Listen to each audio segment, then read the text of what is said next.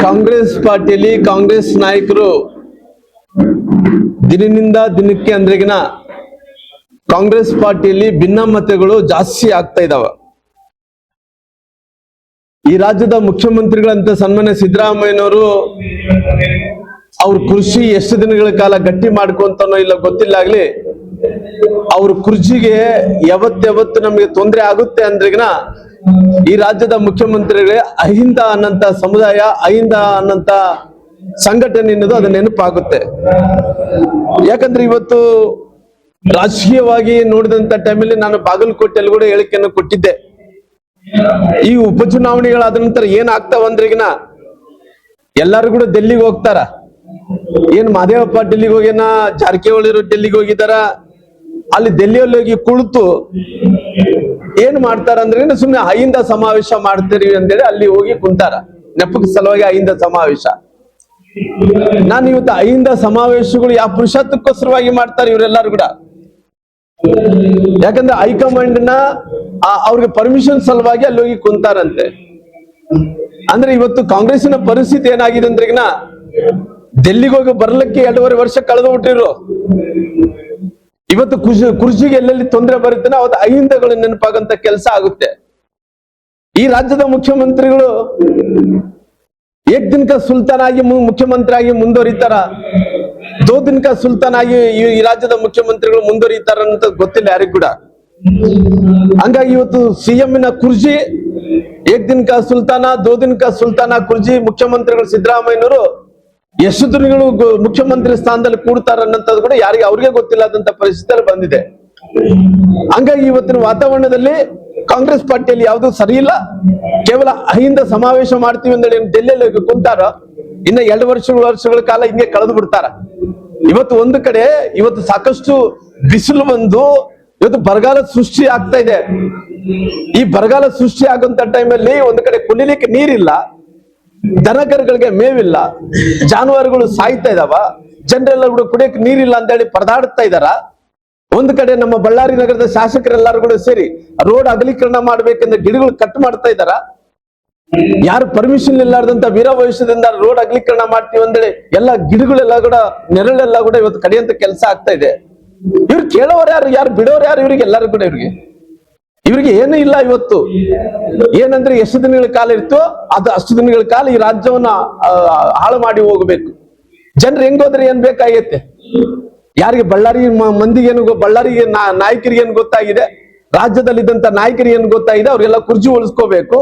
ಇವ್ರು ನೋಡಿದ್ರಿಗಿನ ಇವತ್ತು ಈ ಅಗಲೀಕರಣ ನೆಪದಲ್ಲಿ ಯಾರದೇ ಪರ್ಮಿಷನ್ ಇಲ್ಲಾರ್ದಂತೆ ಮರಗಳೆಲ್ಲ ಕೂಡ ಕಳೆದು ಇವತ್ತು ಇಷ್ಟು ಬಿಸಿಲಲ್ಲಿ ಸುಮಾರಾಗಿ 42-43 ಸೆಂಟಿಗ್ರೇಡ್ ಬಿಸಿಲಲ್ಲಿ ಒಂದ್ ಕಡೆ ಪ್ರಕೃತಿಯನ್ನು ನಾಶ ಮಾಡಂತ ಕೆಲಸ ಇವತ್ತು ಎಲ್ಲರೂ ಕೂಡ ಮಾಡ್ತಾ ಇದಾರ.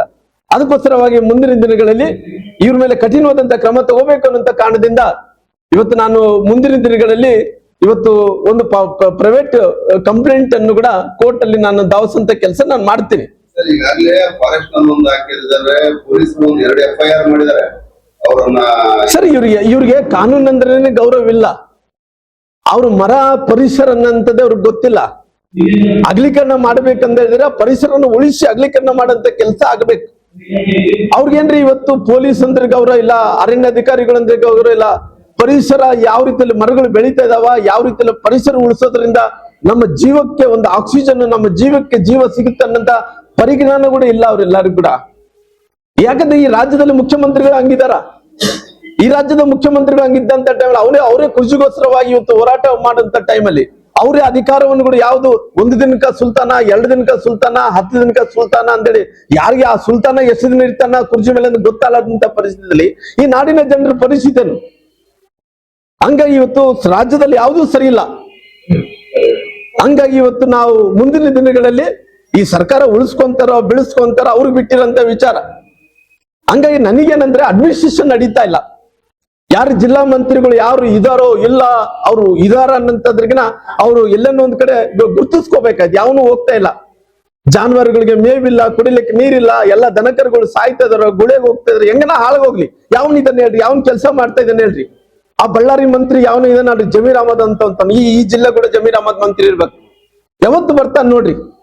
ಅವತ್ತು ಕುಣದಾರ್ಥ ಶುಗರ್ ಫ್ಯಾಕ್ಟರಿ ಬಗ್ಗೆ ಮಾತು ಕೊಟ್ಟ, 1 ತಿಂಗಳ ಒಳಗಡೆ ಮಾಡ್ತೀನಿ ಸಮಾವೇಶದಲ್ಲಿ ಮಾತು ಕೊಟ್ಟರು.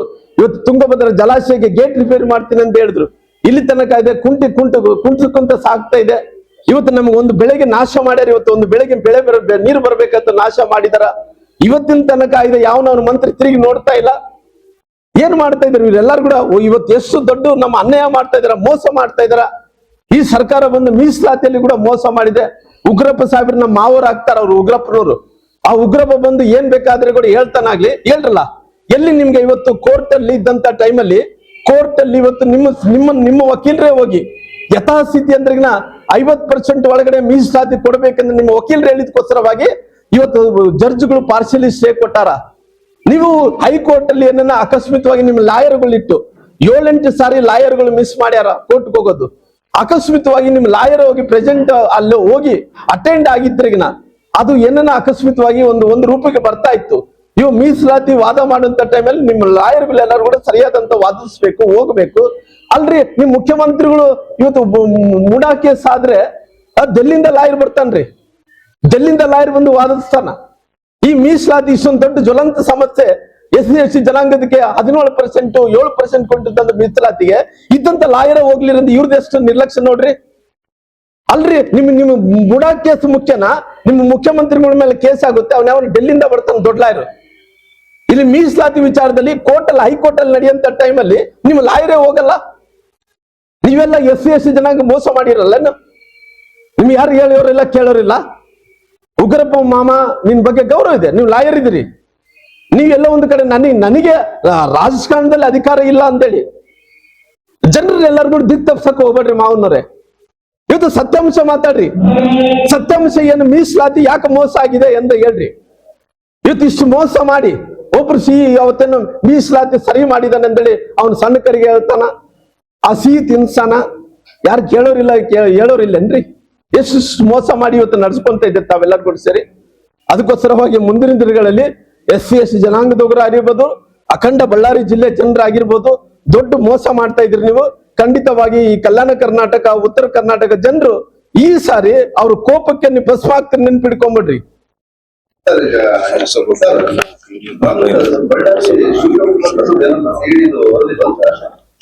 ಇಲ್ಲ ಸರ್, ನನ್ಗೆ ಯಾವುದೇ ವರದಿ ಬಂದಿಲ್ಲ ಸರ್.